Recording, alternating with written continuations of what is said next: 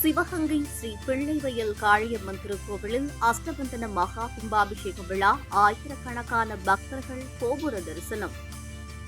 சிவகங்கை நகர் மையப்பகுதியில் அமைந்துள்ள பிரசித்தி பெற்ற அருள்மிகு ஸ்ரீ பிள்ளைவயல் காளியம்மன் திருக்கோவிலில் அஷ்டபந்தன மகா கும்பாபிஷேக விழா வெகு விமர்சையாக நடைபெற்றது. மிக பழமையான இக்கோவிலை புனரமைத்து திருப்பணிகள் நிறைவு பெற்றதை அடுத்து கடந்த 8ஆம் தேதி கணபதி ஹோமத்துடன் கும்பாபிஷேக விழா தொடங்கியது. கோவில் முன்பு யாகசாலை அமைத்து புனித நீர் நிரப்பப்பட்ட கலசங்களை வைத்து கடந்த 4 ஆண்டுகளாக 6 கால யாக பூஜைகள் நடைபெறுகின்றன. தொடர்ந்து யாக குண்டத்தில் 108 மூலிகை பொருட்கள், பட்டு சேலைகள், பழங்கள் சமர்ப்பித்து பூர்ணாகுதி அளிக்கப்பட்டன.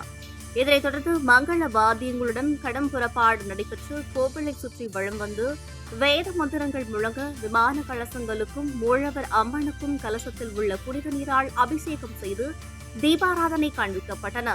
பின்னர் அம்மனுக்கு பல்வேறு நறுமண திரவியங்களால் சிறப்பு அபிஷேகங்கள் நடைபெற்று வண்ண புதுப்பட்டு சேலை அணிவித்து சிறப்பு அலங்காரமும் நடைபெற்றது.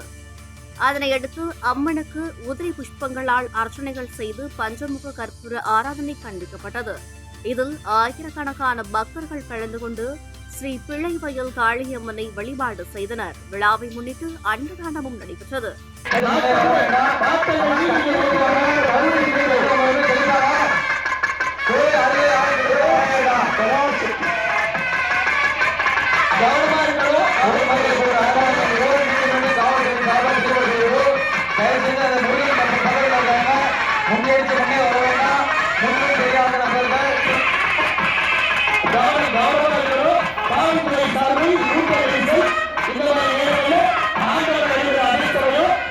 பாதுகாப்பு உடையவை முக்கியம்.